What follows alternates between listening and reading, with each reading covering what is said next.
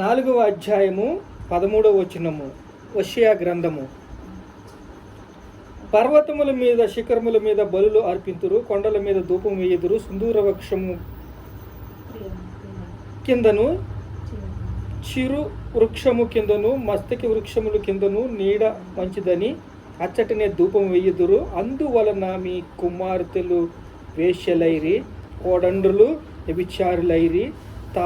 జనులు తామే వ్యభిచారులని కూడుదురు, తామే వేశ్యలని సాంగత్యము చేయుచు బలులు అర్పింతురు. మీ కుమార్తెలు వేశ్యలగుదురు. 11 చదువుతున్నాం చూడండి. వ్యభిచార క్రియలు చేయుట చేతనే, ద్రాక్షారసము పానము చేయుట చేతను, మద్యపానము చేతను వారు మతి చెడిరి. నా జనులు తాము పెట్టుకొనిన కర్ర యొద్ద విచారణ చెయ్యుదురు. పెట్టుకొనిన కర్ర అంటే ఏంటండి? విగ్రహము. ఇక్కడ దేవుడికి ఎంత కోపం పుట్టిస్తున్నారంటే, ఇశ్రాయేలు ప్రజలు ఈరోజు కూడా మన మధ్యన, మన సమాజములో, మన సంఘములో, మన సమాజము మధ్యన ఇదే జరుగుతుంది. మనం ఏ ప్రాంతంలో ఉన్నాము, ఎక్కడ ఉన్నాము, ఇదే సమాజంలో, ఇదే సంఘ సమాజంలో ఇదే జరుగుతున్నది. కానీ దేవుడు చాలా దుఃఖపడుతున్నాడు, చాలా బాధపడుతున్నాడు, వేదన పడుతున్నాడు. అలా పడి మనల్ని వాక్యంతో హెచ్చరిస్తున్నాడు. ఈరోజు మనం మెలకువగా ఉండమంటున్నాడు. మెలకువగా ఉండమంటే ఏంటంటే, మోసపోకుడి. గలతీయులకు రాసిన పత్రిక 6వ అధ్యాయము 7వ వచనంలో, మోసపోకుడి, దేవుడు వెక్కిరింపబడడు. ఏం విత్తుతారో దాన్నే పంటను కోస్తారు. మీరు ఏం చేస్తారో అదే జీవితంలో అదే కొనసాగిస్తారు. మీరు ఏం విత్తుతారో దాన్నే చేస్తారు. అంటే మీరు ఏం విత్తుతున్నారు దాన్నే కానీ కోస్తారు కదా. ఇక్కడ ఏం చేస్తున్నారు? బలులు అర్పిస్తున్నారు, వ్యభిచారము చేస్తున్నారు. వ్యభిచారము చేయటం అంటే మన హృదయాన్ని దేవుడు అని కాక వేరే కర్రకి, కొయ్యకి మొక్కుతున్నారు. ఇలా మొక్కి తాము చెడిపోయిన స్థితిలో వారు జీవిస్తున్నారు. అలా జీవించినప్పుడు దేవుడు చాలా వేదన పడుతున్నాడు. చాలా వేదన పడి పౌలు భక్తుడు కూడా, మోసపోకండి, దేవుడు వెక్కిరింపబడడు, మీరు ఏం విత్తుతారో అదే కోస్తారు. కోసి ఏం చేస్తారు? నరకానికి వెళ్తారు.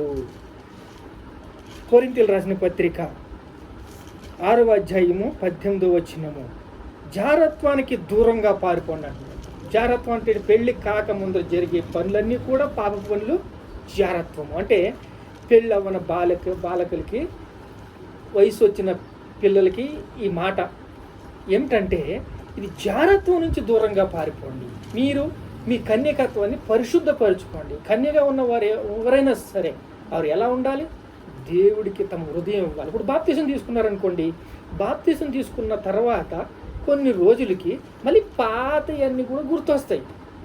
అలా గుర్తొచ్చినప్పుడు మీరు ఏం చేస్తారంటే, అంటే వీళ్ళు ఆత్మీయంగా యేసు రక్తంలో కడగబడి మీరు కన్యకత్వాన్ని దేవుడికి చెల్లించుకుని మరలా ఇతర దేవతలతో తిరుగుతాం. కానీ చెడు వ్యసనాలకి, చెడు బానిసలకి, అలవాట్లకి మళ్ళీ వెనక్కి తిరిగినట్లయితే కుక్క తన వాంతికి తిరిగినట్టు అలా తిరగొద్దని, బాప్తిసం తీసుకున్న వాళ్ళు కడవరకు కూడా దేవుడి సన్నిధిలోనే నడవాలని, దేవుడి చిత్తాను ప్రకారంగా నడవాలని, దేవుని సమానంగా నడవాలని దేవుడు కోరుతున్నాడు.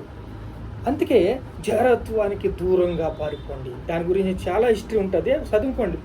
1 కొరింథీయులకు రాసిన పత్రిక 6వ అధ్యాయం 18వ వచనం, జారత్వానికి దూరంగా పారిపోండి. మత్తయి సువార్త 5వ అధ్యాయం 29వ వచనము, నీ కుడుకను అభ్యంతరం చేస్తే తెరికేయి, నీ కాలు అభ్యంతరం చేస్తే నరికేసుకో, నీ చెయ్య అభ్యంతరం చేస్తే చెయ్యిని నరికేసుకో అని దేవుడు ఇంత లోతుగా ఎందుకు చెప్తున్నాడంటే, వాళ్ళతో సంబంధాలు కట్ చెయ్యి. ఇప్పుడు నీ చెయ్యి అనుకో, చెయ్యిలాంటి స్నేహితుడు నీకు ఉన్నాడు, వాడితో నేను ఇష్టానుసారంగా జీవించేవంటే వాడి చెయ్యి నరికేసుకుంటే వాడితో స్నేహం కట్ చేయమని, వాడి ఫోన్ స్విచ్ ఆఫ్ చేయమని, వాడు వచ్చినప్పుడు దూరంగా ఉండమని, సహవాసము ఎవరితో చేస్తున్నావు జాగ్రత్త. ఇప్పుడు నీ చెయ్యి లాంటి స్నేహితుడితో నువ్వు స్నేహం చేసేవంటే నీ చెయ్యితో పాటు నువ్వు కూడా చెడిపోతావు. నీ చెయ్యి అంటే నీ చెయ్యి నరికేసుకోవంటే నీ చెయ్యి లాంటి స్నేహితుడు నిన్ను ఎక్కడికే పాపంలోకి లాగేస్తున్నాడు. ఎక్కడికో తీసుకెళ్తాడు, ఏదో పోయిస్తాడు, నీ పని అయిపోయింది అని సైతానుగాడు మళ్ళీ ఇండైరెక్ట్గా ఏం చేస్తాడు, బ్లాక్మెయిల్ చేస్తాడు. ఇంకేముంది ఇంకేముంది ఇంకేముంది, మొదలుపెట్టు, బీడీ తాగు, సిగరెట్ కాల్చు, ఏదైనా పాపంలో ఆజ్ఞ అతిక్రమమే పాపం. ఈ పాపంలో గుంజేసి లాగేస్తాడు. అందుకు నీ కుడి కొన్ను నరికేసుకో, నీ చెవి నరికేసుకో. అంటే చెవి లాంటి స్నేహితులు ఉంటారు, కళ్ళు లాంటి స్నేహితులు ఉంటారు. అంటే అంతగా ప్రాణాల స్నేహ బాంధవ్యం అలాంటిది ఉంటుంది. అలాంటి కన్నుని పీకేసుకోమని దేవుడు వాక్యం ద్వారా సెలవిస్తున్నాడు ఈరోజు. చూడండి, సామెతల గ్రంథం 7వ అధ్యాయము 27వ వచనము, దాని ఇల్లు పాతాళముకు దిగిపోయేంత, దాని ఇల్లు అంట పాతాళానికి దిగిపోయేంత క్రూరంగా ఉంటుందంట. పాతాళానికి ఇల్లు దిగిపోయేంత అంటే ఏమిటి, నరకానికి లాక్కుని వెళ్ళే ప్రమాదాలు, సూచనలు ఉన్నాయని ఆ వాక్యము సెలవిస్తుంది. చూడండి, మత్తయి సువార్త 5వ అధ్యాయం 27వ వచనం అయితే, వ్యభిచారము చెయ్యవద్దని మీ మాట విన్నారు కదా. యేసయ్య ఒక వ్యభిచారం పట్టబడిన స్త్రీని తీసుకొస్తాడు. యేసయ్య దగ్గరికి తీసుకొచ్చాడు. చూడయ్యా, ఇది వ్యభిచారం చేసింది, మరి ఏం చేద్దాం, రాళ్ళిచ్చి కొట్టి చంపేద్దామా అంటారు. అంటే ఏంటి, యేసయ్య ఏం చెప్తాడు, మోషే ధర్మశాస్త్రం మనకు అందరికీ తెలుసు. ఇప్పుడు యేసయ్య ఇరుకాటలో పెట్టాలని యేసయ్య, మీలో పాపం చేయని వాడు ఎవడైనా ఉంటే ఈమెను మీద రాయి వేయండి అంటారు. ఎవ్వరు కూడా దానికి ముందుకు రారు, అందరూ వెళ్ళిపోతారు. అలాగా వ్యభిచారము చెయ్యవద్దన్న మాట విన్నారు కదా.